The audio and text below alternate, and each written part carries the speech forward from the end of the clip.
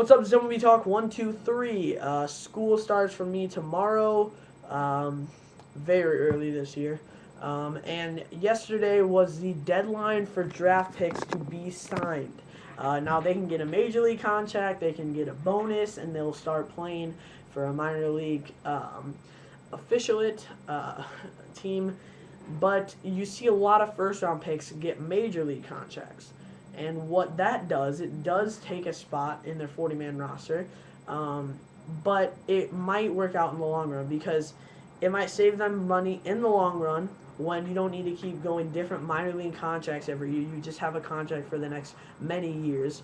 But when you're talking about a player getting $7 to $10 million guaranteed, that as a first round pick, you don't know if those first round picks are going to turn into something, turn into a player that they're scouted to become. So, for example, if Garrett Cole becomes a number 5 starter or doesn't even, become a starter in the major leagues or is not successful for many years, it wasn't worth the $10 million or whatever it was guaranteed. But then you might see, a 20th rounder with just a bonus of like 200K or 100K, it come up and become an all-star. So you never know with the draft. But obviously players like Garrett Cole, Trevor Bauer, Danny Holtzen, they look like pretty good picks to be very good starters. And especially Garrett Cole, he's got the stuff to be an ace, easily.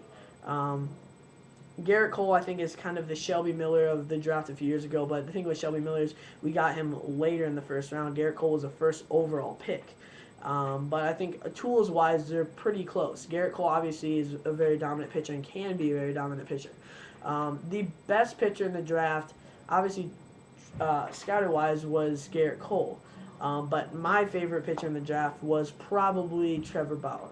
I think it was a great pickup from the Diamondbacks. And this guy is a guy who gets a major league contract, and he could ultimately, because Jason Marquis is hurt, he could actually be a starter for the Arizona Diamondbacks this season. It's not too crazy to think that that actually is realistic. Yes, I know, he was just drafted in June. You're probably thinking, what? I was thinking the same thing when I heard that. I heard someone talking about that. And, this guy, he was just drafted in June, but the thing was they drafted him, I believe, 3rd overall. And he is a major league ready pitcher. That's the thing. It's pretty amazing that a guy can be drafted in June, and it's free to draft him, obviously. And they get the 3rd overall pick or whatever it was. They draft this guy right out of college. They sign to a major league deal, and this guy could actually be helping their club immediately. It's not one of those things where you draft a guy and it's like 3 or 4 years, so it makes a difference. This guy's major league ready. He's already in Double-A. He had a dominant first start. And obviously I would rather see the Diamondbacks. Obviously, they've had a great year this year, but I think it would be better for the team to go with someone at AAA or someone else to see maybe he could pitch better than Trevor Bauer could ever pitch. So you never know. And I think it's very important for Trevor Bauer to get that experience in the minor leagues. The minor leagues are very up and down. There's so much baseball that is played. You win some, you lose some. You really learn to be to win and lose. And the major leagues is very like that, very much like that. Unless you are the most dominant pitcher, unless you're Cy Young, you're gonna lose games, and even he lost games. So. He definitely needs to get used to winning and losing and being a good team player. So I think the minor leagues helps you season, gives you that experience. So I think it's very important for him to be in the minor leagues that extra year. So I would definitely think it's very realistic to see him in the starting rotation coming out of spring next year or maybe later down the year. Depends on how much time they want to give this guy. But the main thing is he got a major league contract. Now here's some surprises. I made a video before about the Blue Jays picking Tyler Beede, and at first I made it negative, but I didn't really look at all the facts. I was kind of just going off the reactions of, people were pretty surprised that he was picked so high. Going into the draft, if you see a list of high school prospects, he was not even in the top 10, I don't believe. So for him to be picked 21st overall with a lot of talent left, obviously was a big deal, but he's a very talented pitcher. And he is going to be a great pitcher. I mean, this guy is going to be great. The problem is he is already committed to, I believe it was Vanderbilt. Yeah, I was about to say Vanderbilt, but I didn't want to say anything that was wrong facts or anything. But yeah, he's committed to Vanderbilt, and that's hard when you commit to that type of school. It's hard to kind of back out. It was reported that he turned down a $2.3 million bonus, and but this kid is so talented. He's only in high school, and so he decides to go to college. I think this might be a good move for Tyler Beede. Obviously, disappointment for the Blue Jays, but they'll get. I think they'll get another first round pick from him not being able to sign, unless this was their second first round pick. But yes, Tyler Beede not signing with the Blue Jays obviously is a disappointment for Blue Jays fans, because I know a lot of Blue Jays fans that were very excited to see a future of Tyler Beede with that organization. They've got a lot of good pitching coming up and a lot of good young guys. You look at their whole depth chart; it's very good. Aaron Sibia is going to be a fantastic catcher. First round pick from him is 19 home runs as a rookie. So. I saw him in person at the game, and I think he actually hit a home run versus the Cardinals one time when I was there. But, I mean, this guy is really good. Any team would be lucky to have him. And then you have, guys like Lowry, who just came up. He's about like 370. I mean, he's gonna be great. He's gonna be an all-star. And then you still have Jose Bautista, and you have Colby Rasmus now out there. You have Yunel Escobar, young still, very talented shortstop.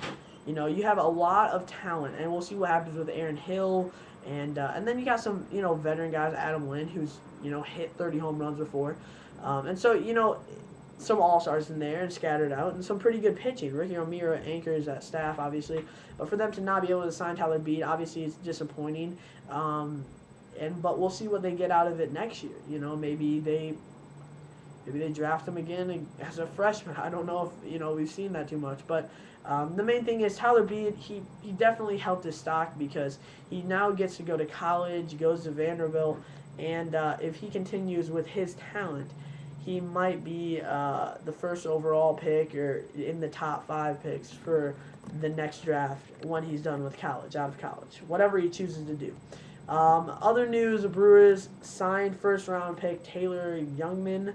He was 12th overall. He was one of the 3 Golden Spikes Award finalists for Texas this year.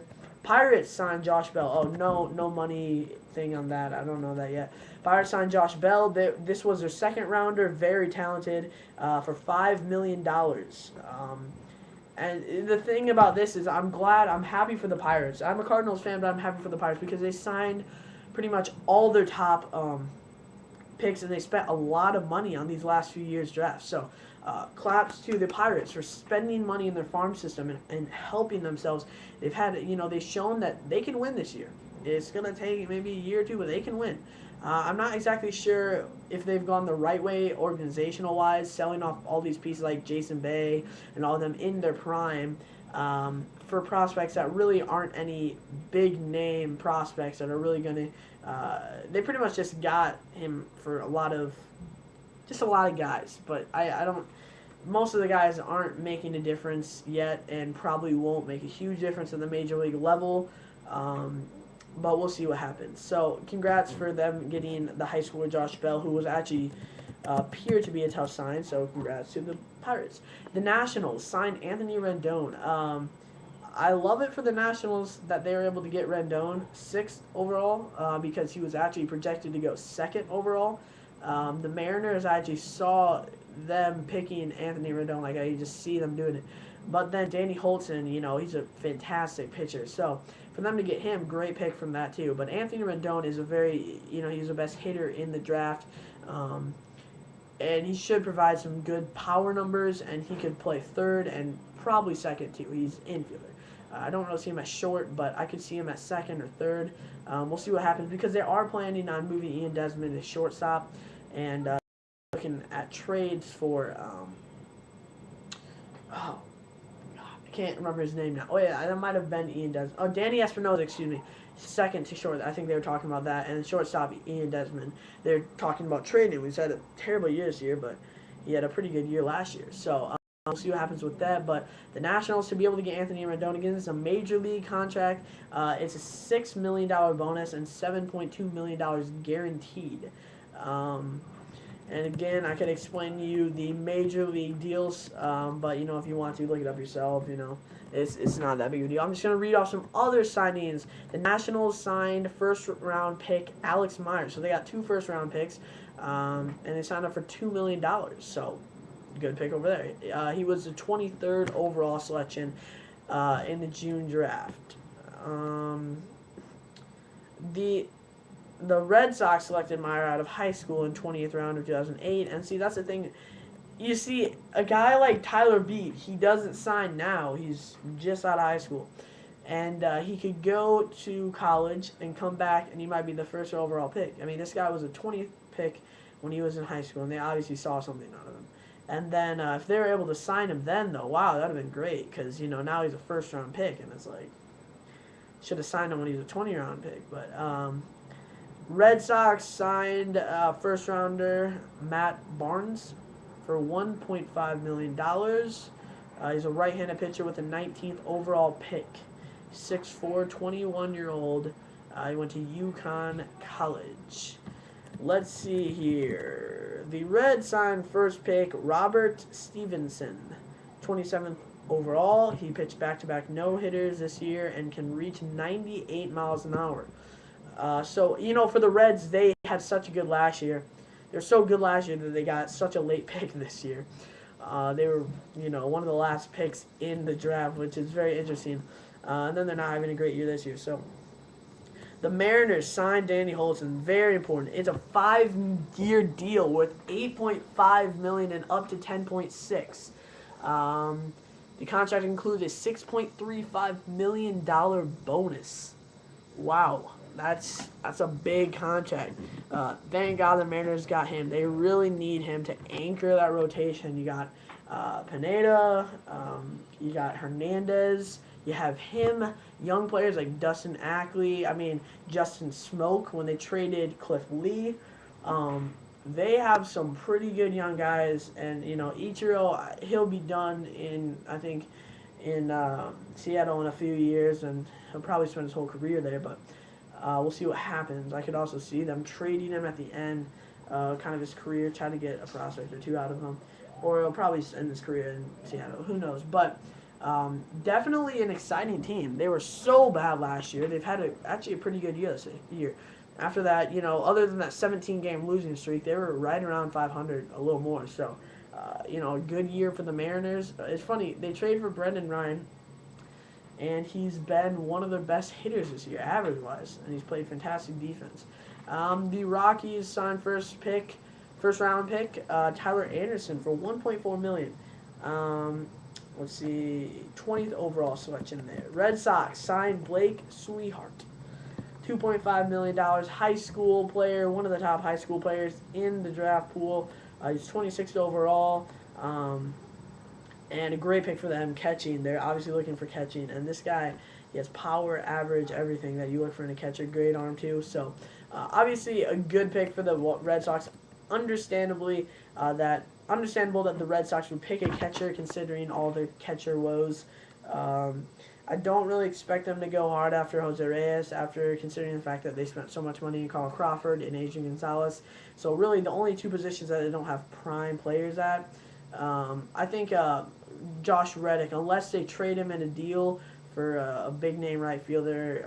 I was thinking if they traded for Hunter Pence. I can't see him as a Red Sox at all, though. But I was saying if they would, then Josh Reddick would definitely be part of that deal. But I think he'll probably be their future right fielder. J.D. Drew's time is just about up. And let's see. And shortstop and catcher and right fielder are the positions they don't have prime players at. It's funny that a team can have basically all-stars at every position. Adrian Gonzalez, Dustin Pedroia, Kevin Youkilis, Carl Crawford, Jacoby Ellsbury. You know, they got, you know, the pitch rotation is a mess, but, you know, they have a lot. Their offense is fantastic. And if Lowry is good at shortstop, then it'll be their shortstop. But we'll see what happens in the offseason and all that.